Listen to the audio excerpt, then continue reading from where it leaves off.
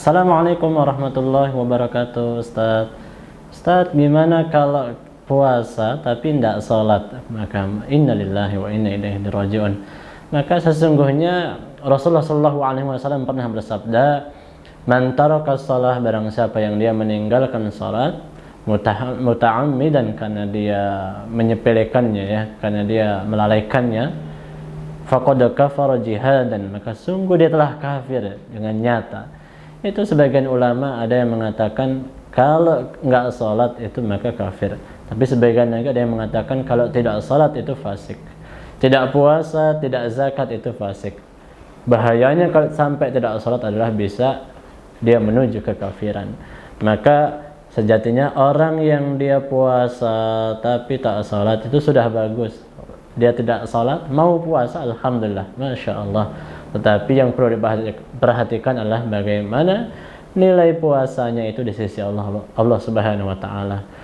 Makanya Rasulullah sallallahu alaihi wasallam mengatakan, rubba min shaimin, ya, kebanyakan manusia yang dia puasa ilal ju' wal atas, dia mendapatkan hanya lapar, mendapatkan hanya dahaga, tapi tidak mendapatkan pahala. Kenapa? Karena dia masih mengerjakan amal-amalan maksiat, amal-amalan fasik, ya. Bahkan kalau tak salat itu adalah as-salatu imaduddin.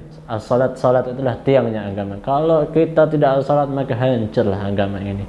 Maka kalau dia tidak puasa dia tapi tidak salat, secara hukum fikih puasanya sah. Secara hukum fikih puasanya sah.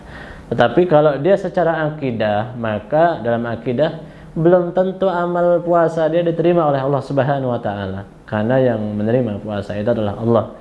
Wa ana ajazubih. As-saumu li wa ana ajazubih. Puasamu itu untuk aku dan aku yang akan membalas sendiri, kata Allah. Maka bulan Ramadan ini adalah, kata Rasulullah, adalah idza jaa Ramadan, apabila datang Ramadan, tuftahu fihi abwabul jannah, maka pintu surga dibuka. Artinya ketakwaan seorang hamba itu semakin meningkat, ziyadah ketakwaan. Kemudian wa tughlaqu fihi abwabul jahim, api neraka, pintu neraka ditutup. Kemudian wa tughallu fihi maraddatu syaitin, setan-setan dibelenggu. Maksudnya setan dibelenggu di sini para ulama ada yang menjelaskan, yang pertama adalah hanya untuk rajanya setan aja yang dibelenggu. Nah, maka untuk anak-anak buah setan tetap berkeliaran. Makanya ada ketika Ramadan juga ada yang kesurupan.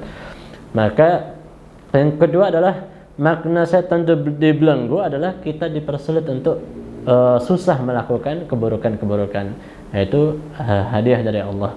Maka kalau dia dalam puasa Ramadan ini hanya puasa tetapi dia tidak sholat, maka dia sungguh telah mengerjakan sesuatu maksiat yang dosanya besar. Maka dia bisa jadi pahala untuk puasa itu hanya Allah yang mengetahui apakah dia mendapatkan pahala atau tidak. Yang jelas para ulama secara hukum fikih puasanya sah.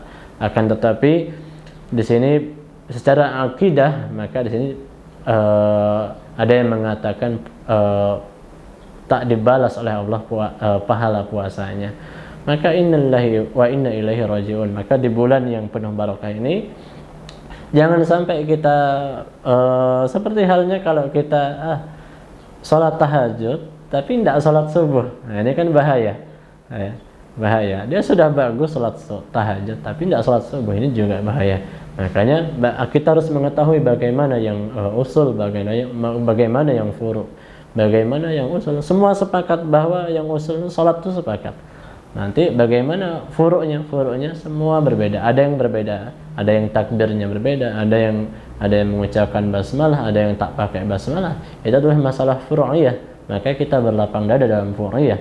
Tetapi dalam usul tadi kita tidak boleh semuanya para ulama sepakat dalam usul, tapi para ulama berbeda dalam furu'iyah. Mari kita perbaiki lagi, terutama di bulan Ramadan ini kita tingkatkan amaliyah kita. Ya, outputnya adalah ketika kita Ramadan nanti adalah yang pertama iman kita meningkat, yang kedua amal kita meningkat, kemudian ilmu juga meningkat, ya. Iman meningkat, ilmu meningkat, amal meningkat. Inilah ketakwaan kita. Wa la'allakum tattaqun itu kita dapatkan.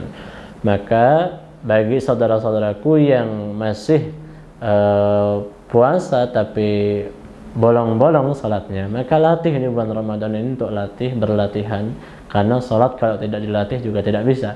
Maka semuanya harus latihan, karena Allah Subhanahu wa taala man qama shauma ramadana imanan wa ihtisaban, barang siapa yang dia di malam hari itu dia tahajud, ya dia salat qiyamul lail, imanan karena iman dia, wahtisaban karena mengharapkan dari pahala Allah Subhanahu wa taala, ghufira lahu ma taqaddama min dzambi, maka Allah akan hapuskan dosa-dosa masa lalunya.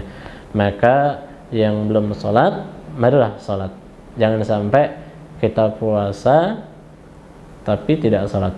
Ya, sudah bagus tapi kurang maksimal, ya. Ya, maka sesungguhnya kita pahami dulu agama ini, bagaimana agama ini membawa kita ke dalam kebaikan dan membawa kita ke dalam syurganya Allah Subhanahu wa taala. Mudah-mudahan bermanfaat. Dan salah satu lagi tanda, kata Imam Syekh Ramadan Al-Buti, bahwa tanda baik buruknya seseorang itu adalah bisa dilihat dari salatnya. Kalau salatnya tak baik, maka dipastikan bahwa hidupnya tak baik. Tapi kalau dia menjaga diri, menjaga salatnya, menjaga amaliyah yang wajib, amaliyah yang dia wajib, maka insya Allah kalau dia terjaga salatnya, maka dunianya pun terjaga, amaliyah yang lain terjaga. Ya, bagi yang tak salat, dia sah secara puasanya, sah, dan dia tidak harus mengqadha karena dia sah. Ya, secara fikihnya sah, tapi secara akidah tadi masih Allah, ya, Allah yang tahu apakah dia mendapatkan pahala dari puasanya atau tidak. Mudah-mudahan bermanfaat. Wassalamualaikum warahmatullahi wabarakatuh.